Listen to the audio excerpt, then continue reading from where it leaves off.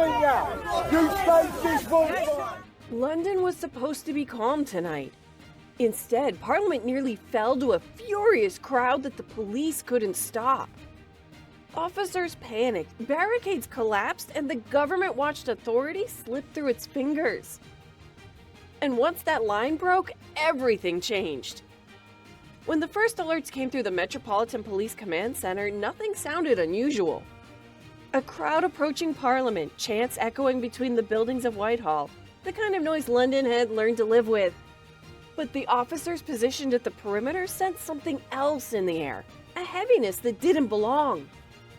Their early radio calls weren't dramatic, but they carried a quiet edge. They spoke of a mood shift, a simmering intensity that didn't match the early evening calm. The front line took its usual shape.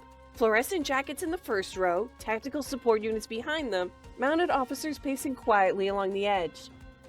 A formation meant to absorb impact, to control, to deter. But when the crowd reached the first barrier, there was no pause, no standoff, no hesitation. The pushing didn't come in bursts. It arrived in one steady, unbroken movement like a tide that had finally reached the shore. Officers locked their boots to the pavement, but every second pushed them further back, inch by inch, breath by breath, towards the gates behind them. Just after sunset, the first barrier snapped.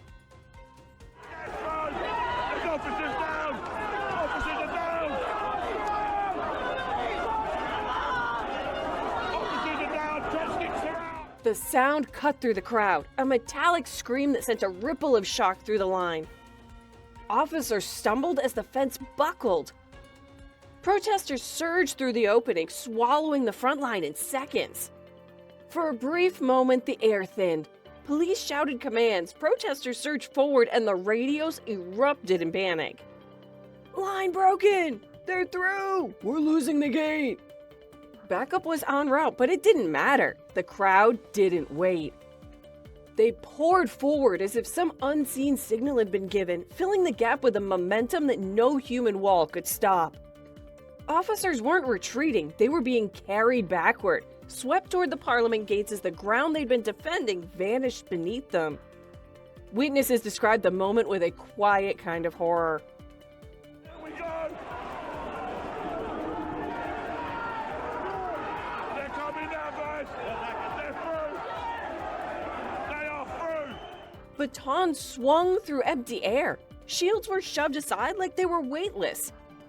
Protesters advanced not with chaos, but with purpose. A collective anger that had taken shape long before tonight. A freelance reporter who captured the breach said, "I've filmed riots before, but this wasn't a riot, it was a break." Something snapped in the crowd, and after that, nothing could stop them. When the massive bodies reached the Parliament gates, the mood shifted again. It wasn't victory, it wasn't triumph, it was something colder. The gates shuddered under the pressure. Fences bent inward with a groaning metallic ache. Officers tried to rebuild their line, shouting for new formations, but every attempt dissolved the moment it touched the surge. The sounds blended, metal grinding, boots scraping, officers gasping for breath, all swallowed by a chorus of anger echoing through the courtyard.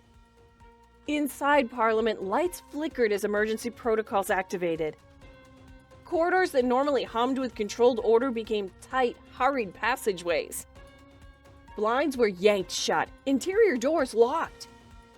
Staff whispered warnings as MPs were escorted deeper into the building. One aide later said, "It felt like the building was shrinking, like it was trying to hide from what was coming."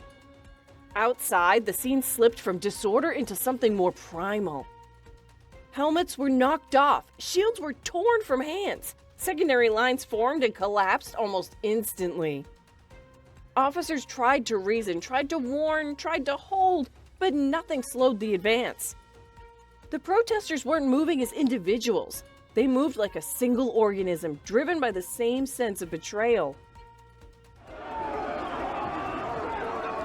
Here we go now! Chants rose above the chaos in a haunting rhythm.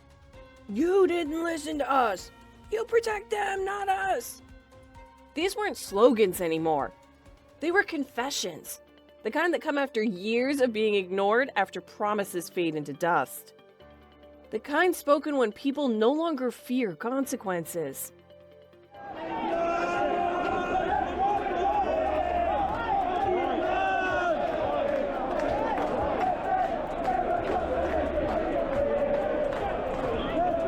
A large crowd here.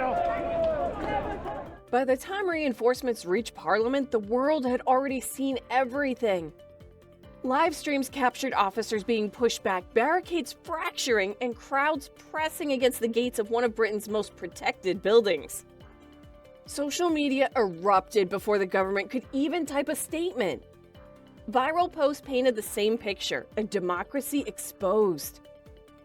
When the crowd finally dispersed, what remained looked nothing like London. It looked like a place that had been abandoned mid-battle. Twisted barricades were scattered across the pavement. Burned placards smoldered in dark corners. Helmets rolled forgotten against the curb. And in the center of it all lay a torn police vest, captured in a photo that would become the night's defining image. Not because it symbolized defeat, but because it showed how quickly control can evaporate. Inside the Met's command center, a grim silence filled the room as senior officers reviewed the footage. Every angle told the same story. The line failed, the perimeter collapsed, and the crowd reached the gates before any defensive plan could respond. One official, speaking only off-record, summed up the truth.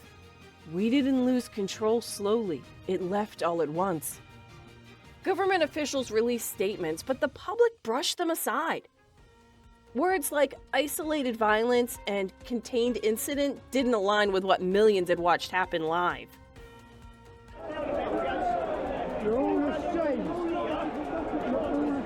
Commentators called the messaging delusional. A viral clip of a political analyst captured the mood.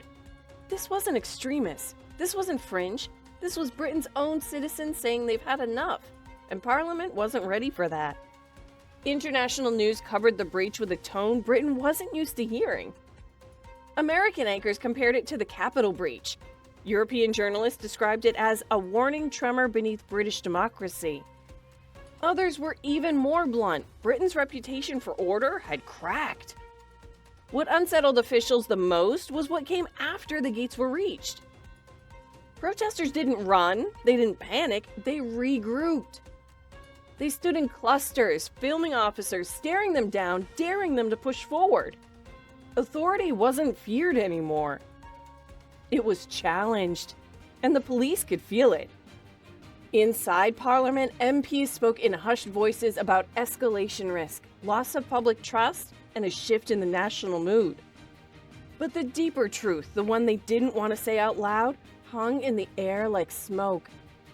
This wasn't a breach of metal or manpower. It was a breach of faith.